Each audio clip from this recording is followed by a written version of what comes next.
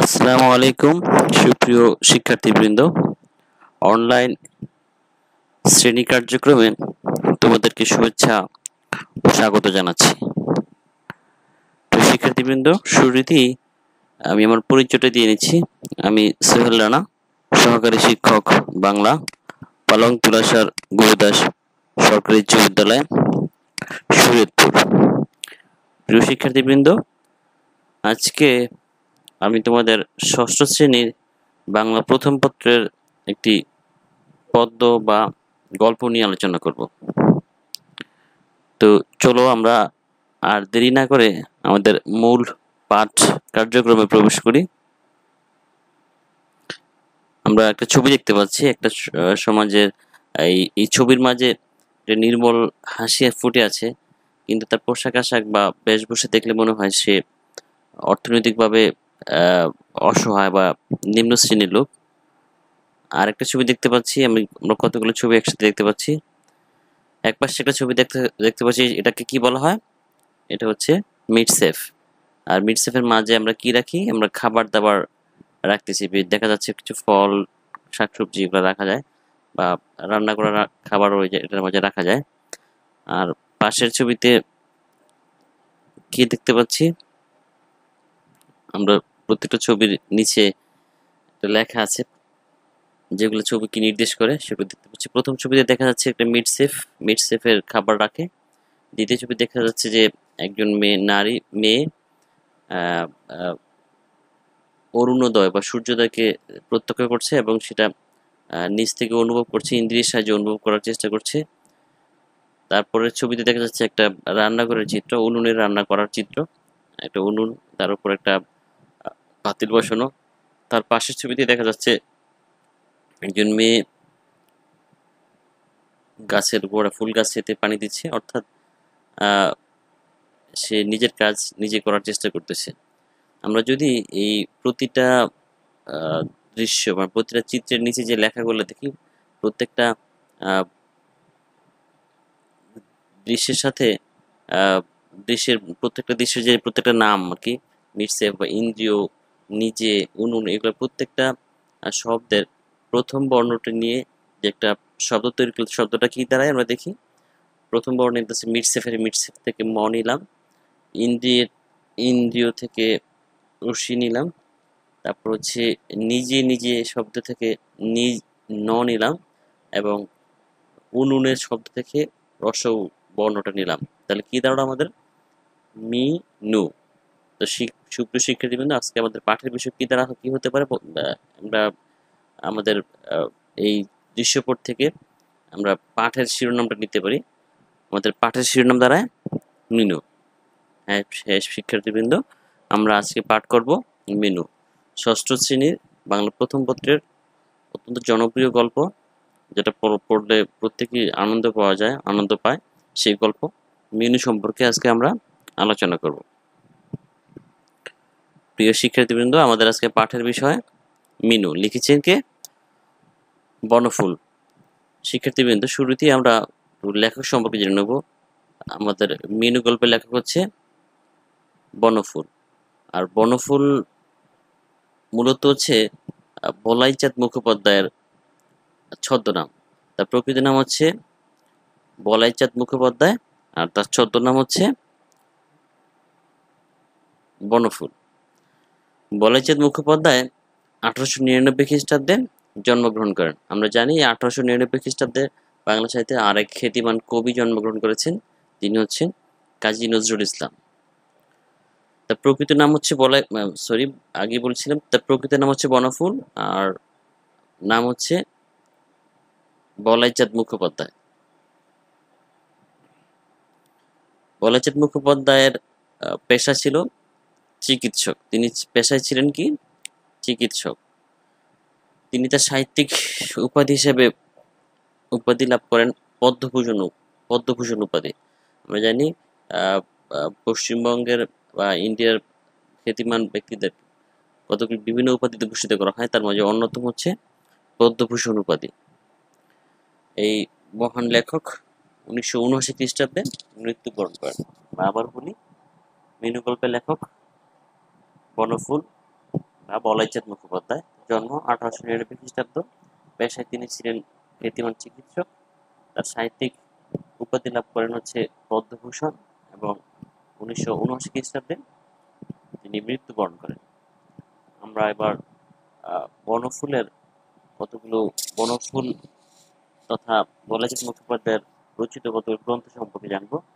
তার উল্লেখযোগ্য গ্রন্থ রয়েছে হচ্ছে বনফুলের গল্প, 2 হচ্ছে বহু বর্ণ, 3 অদৃশ্য লোকে, 4 হচ্ছে বাহুল্য, 5 অনুগামিনী প্রভৃতি উল্লেখযোগ্য। আবার বলছি, বনফুলের গল্প, বহু বর্ণ, অদৃশ্য লোকে, বাহুল্য, অনুগামিনী এই গ্রন্থগুলো বলাইচাঁদ মুখোপাধ্যায় তথা বনফুলের রচিত উল্লেখযোগ্য গ্রন্থ।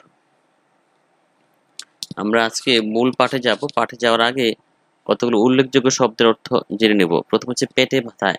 আমরা শব্দের অর্থগুলা দৃশ্যপটের আলোকে জানবো, তাহলে খুব সহজে আমাদের মনে থাকবে। পেটে ভাতায় মানে হচ্ছে পেটে ভাত, অর্থাৎ আমরা শহর অঞ্চলে বিশেষত দেখা যায় যে বিভিন্ন বাড়িতে গৃহকর্মী থাকে যারা পেটে ভাতে থাকে বা পেটে ভাতে থাকে, অর্থাৎ তারা সারাদিন পরিশ্রম করে বিনিময়ে তারা খেয়ে পড়ে থাকে আর কি, সারাদিন খেতে পারে, মানে নিয়মিত নিজের যে খাবার খাবার পেটে ভাতে মানে সেটা খেয়ে পড়ে বাঁচতে পারে, অতিরিক্ত কোনো পারিশ্রমিক তাকে দেওয়া হয় না। দ্বিতীয় শব্দ হচ্ছে শুকতারা।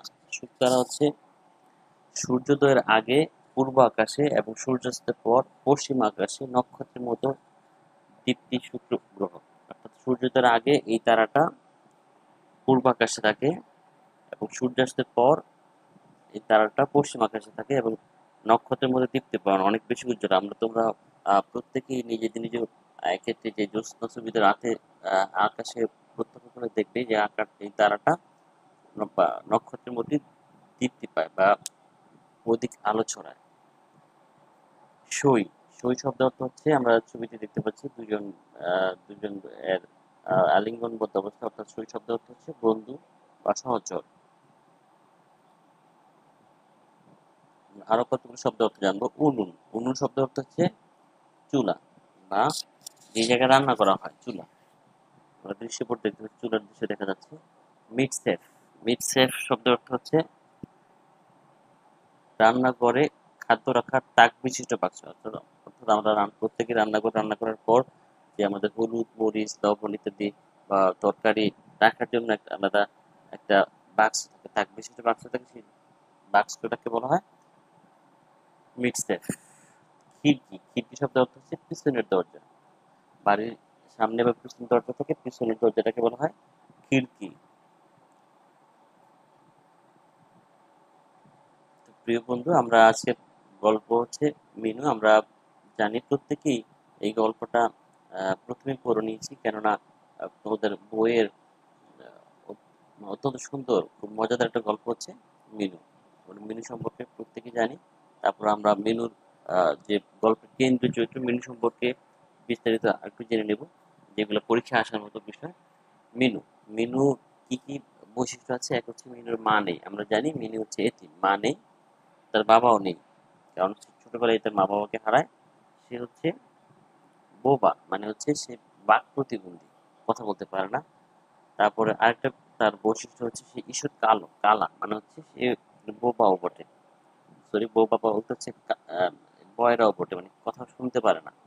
আর মিনুর বয়স হচ্ছে 10 বছর। আর মিনুর সবচেয়ে বড় বৈশিষ্ট্য হচ্ছে যে সর্বগুণান্বিতা।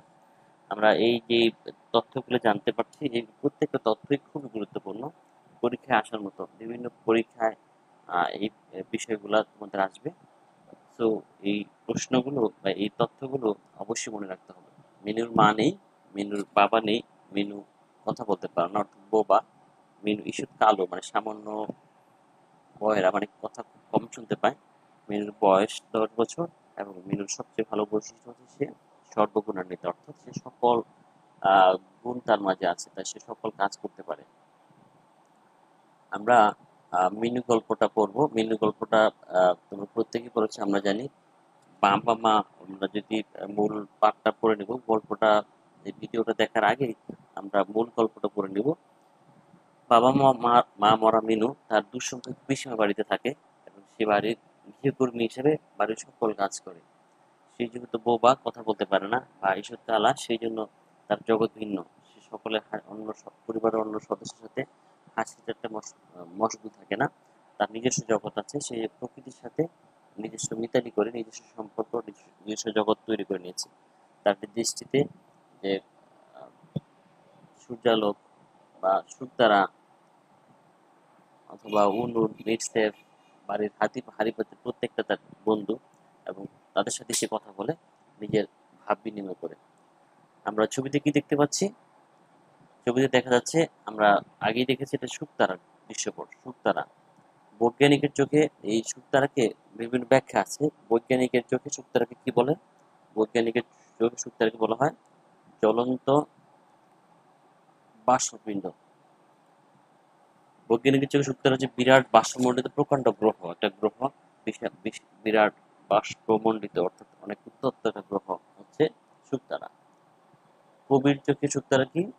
কবির চোখে শুকতারা হচ্ছে নিশা বসানোর আলোকদূত। অর্থাৎ কবির চোখে যখন এই শুকতারা উদিত হয়, তখন অন্ধকার দূরীভূত হয়ে আলোকিত হয়ে ওঠে। এই জন্য কবি এই শুকতারাকে নাম দেয় নিশা বসানের আলোকদূত। মিনুর চোখেও শুকতারার আলাদা একটা নাম আছে। মিনুর চোখে শুকতারার নাম হচ্ছে সই। সই মানে হচ্ছে সঙ্গী। মানে মেনু তার জগতের সাথে নিজেকে, শুকতারাকে বন্ধু মনে করে এবং শুকতারাকে তার নিত্য সহচর মনে করে। সে মনে করে মিনু যেমন প্রতিনিয়ত সকালে ঘুম থেকে উঠে বাড়ির হাঁড়ি পাতিল রান্না বান্না বা রান্নার আয়োজন করে, শুকতারাও ঠিক প্রতিদিন সকালে ভোরে ঘুম থেকে উঠে ঠিক একই কাজ করে। এই জন্য তার সঙ্গী বা সহচর হচ্ছে শুকতারা। আমরা জানি এই শুকতারার মেনু প্রতিদিন সকালে ঘুম থেকে উঠে চুলোর উনুনের ছাই পরিষ্কার করে রান্না বান্না করতে চায়। এই জন্য সে হাতুড়ির সাহায্যে আহ, কয়লা, মানে পাথরে রেখে কয়লা ভাঙে এবং সেটাতে রান্না বান্না করে। তার দৃষ্টিতে রান্না করার সময় যে আহ, আলো বা আগুনের আভা দেখা যায়, সেই আভার সাথে সূর্যালোকের সময় যে পূর্ব আকাশে যে আলো আলোকিত আভা দেখা যায়, সেই আলোক আভার তিনি সে মিল খুঁজে পায়। কিন্তু কখনো কখনো যে আকাশ যখন মেঘলা থাকে, তখন যদি সূর্য উদয় না হয়, তখন সে মনে করে যে যে চুলোর এই শুকতারা আহ, চুলা ভালো করে পরিষ্কার করে না, এই জন্য তার চুলার আভা খুব ভালোভাবে প্রকাশিত হয়নি।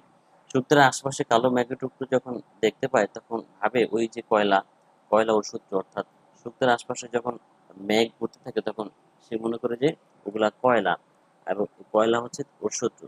কেননা প্রতিদিন সকালে মিনু ওই হাতুড়ি দিয়ে সে কয়লা ভাঙে। শত্রুকে যেমন আঘাত করে, ঘায়েল করে, মিনু তার হাতুড়ি দিয়ে কয়লাকে আঘাত করে। তো তার দৃষ্টিতে ওই শুকতারার আশেপাশে যে বড় বড় কালো আভা দেখা যায়, সেগুলা কয়লা, এবং ওটা মিনুর শত্রু।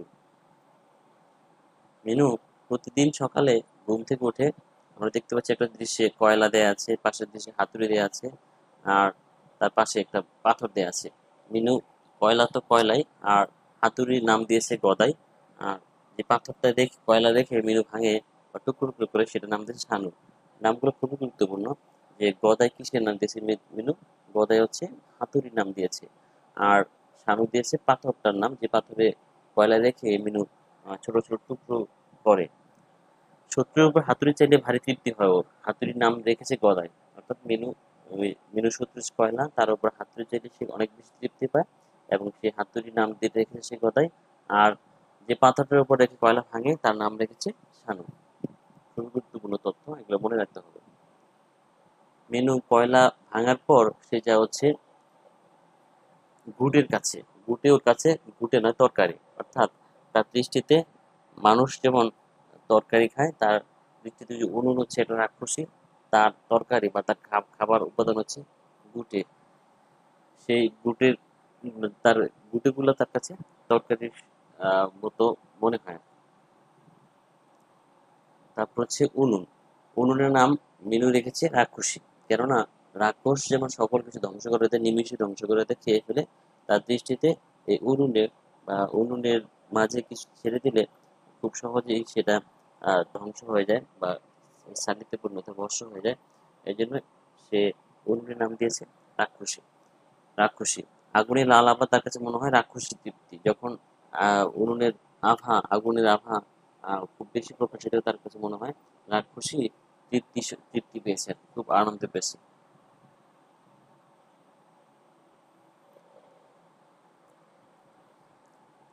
মিনু তার জগতের সাথে শুকতারার জগৎ সাদৃশ্য করেছে, মিলিয়ে ফেলেছে। তার দৃষ্টিতে উষার লাল আভা যেদিন ভালো করে ফোটে, সেদিন সে ভাবে শোয়ের উনুনে চমৎকার আঁচ এসেছে। যেদিন আকাশে মেঘে ঢাকা থাকে, সেদিন ভাবে ছাই পরিষ্কার করেনি, তাই আঁচ ওঠেনি আজ।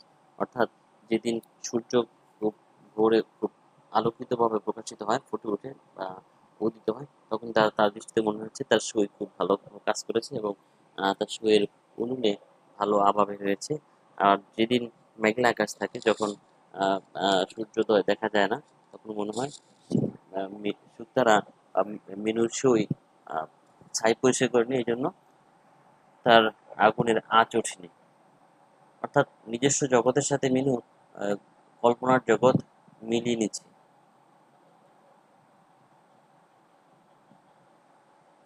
এভাবেই মিনু ওই প্রকৃতির সাথে নিজের জগৎকে মিলিয়ে নিয়েছে। সে মনে মনে মিলিয়ে নিয়েছে সে জগতের সঙ্গে। মিনুর নিজস্ব জগতের বাইরের জগতের মিল নেই। এই জগতের শত্রু আছে, মিত্র আছে। অর্থাৎ এই মিনুর নিজস্ব জগতে কিছু কিছু জিনিস তার শত্রু, আবার কিছু কিছু জিনিস তার দৃষ্টিতে তার মিত্র বা বন্ধু। তার এই কাল্পনিক জগতে শত্রু এবং আহ, মিত্রের আহ, মিত্রের দেখা পাওয়া যায়। প্রথমে দেখাচ্ছে মিটসেটটা মিনু শত্রু। ও একটা নাম দিয়েছে গপাগপ। গপাগপ করে সেসব জিনিস পেটে পুরে নেয়, এই জন্য নাম দিয়েছে গপাগপ। অর্থাৎ মিটসেটটা মিনু শত্রু। সে মনে করে যে যে বাহিরে ছড়িয়ে ছিটিয়ে অনেকগুলো জিনিস মিটসেটের এগুলো তাকে তাকে রাখা যায়, একসাথে অনেকগুলো জিনিস সে রাখতে পারে, এই জন্য মিনু এর নাম দিয়েছে গপাগপ। মৃত্যু মিনুর আরেকটা শত্রু আছে, সেই মিনুর শত্রু হচ্ছে ভুলতা বিমরুল, তার শত্রু। একদিন এই ভোতা বিমরুল মিনুকে কামড়ে দিয়েছিল, সেই দিন থেকে এই ভোতা বিমরুল মিনুর শত্রু। এই জন্য সে মাঝে মাঝে সময় পেলে, সুযোগ পেলেই ভোতা বিমরুলকে মারে এবং তার বন্ধু স্বরূপ পিঁপড়াদের সে খেতে দেয়। অর্থাৎ পিঁপড়া হচ্ছে মিনুর বন্ধু, ভোতা বিমরুল মিনুর শত্রু।